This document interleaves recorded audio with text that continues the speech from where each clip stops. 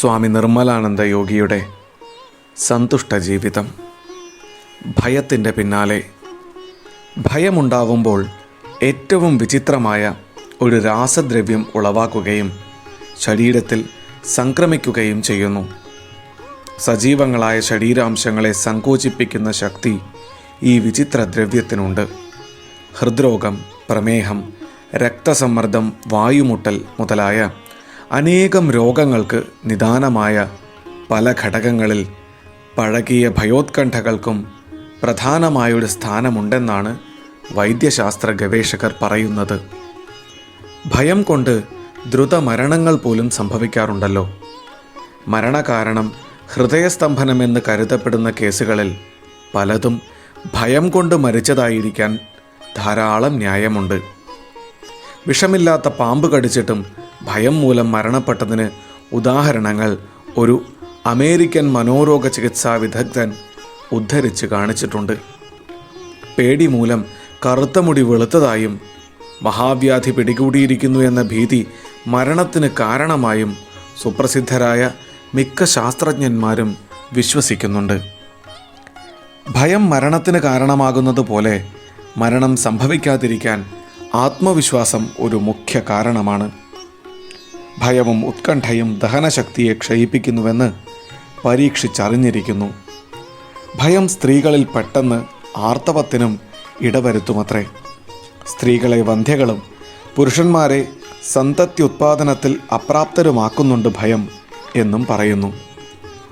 ഭയത്തെ ഭയപ്പെടുക. ഭയം, സംശയം എന്നിവയെ ഒരു പിശാചിനെ പോലെയാണ് നാം കണക്കാക്കേണ്ടത്. അതിനെ നാം അംഗീകരിക്കരുത്. ആരെങ്കിലും അസൂയ കൊണ്ടോ അജ്ഞത കൊണ്ടോ നമ്മെ അധൈര്യപ്പെടുത്താൻ ശ്രമിച്ചെന്നു വരാം. അവരുടെ ശ്രമത്തിൽ നിങ്ങൾ കീഴ്പ്പെടരുത്. അതിനെ ഒന്ന് അപഗ്രഥിച്ചു നോക്കുക. അപ്പോൾ നിങ്ങൾക്കതിൻ്റെ പൊള്ളത്തരം ബോധ്യപ്പെടും.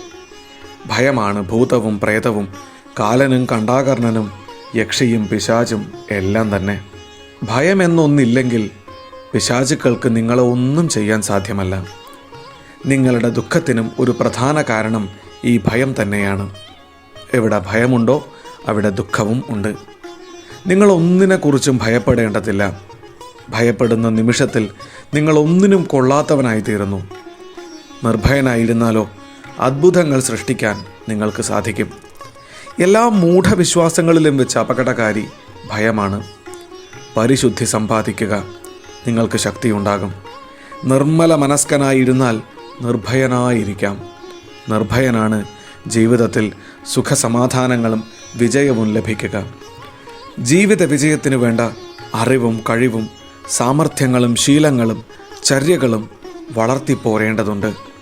അതോടൊപ്പം തന്നെ മനോനിയന്ത്രണം കൊണ്ട് മനഃശക്തിയും മനോജയവും വളർത്തിക്കൊണ്ടുവരണം. മനസ്സിനെ സംസ്കരിക്കുന്നതിനും ജയിക്കുന്നതിനും ഉള്ള വൈരാഗ്യവും അഭ്യാസവും ആർക്കും ആവശ്യമാണ്. അതിനാണ് യോഗം എന്ന് പറയുന്നത്. അത് ആന്തരിക വികാസത്തിൻ്റെ ശാസ്ത്രമാണ്. മറ്റു ശാസ്ത്രങ്ങളാകട്ടെ മനുഷ്യൻ്റെ ബാഹ്യ വികാസത്തിൻ്റെ ശാസ്ത്രങ്ങളും. മനസ്സിനെ സമരസപ്പെടുത്തി നിയന്ത്രിക്കാത്ത പക്ഷം ആധുനിക ലോകത്തിൽ ആർക്കും ഒന്നും നേടാൻ കഴിയില്ല. അല്പമായ അറിവും പണവും കൊണ്ട് ഭംഗിയായി ജീവിതം കഴിക്കുവാൻ ഇന്ന് ആർക്കും സാധ്യമല്ലല്ലോ. അതിൻ്റെ കാലം കഴിഞ്ഞു പോയിരിക്കുന്നു.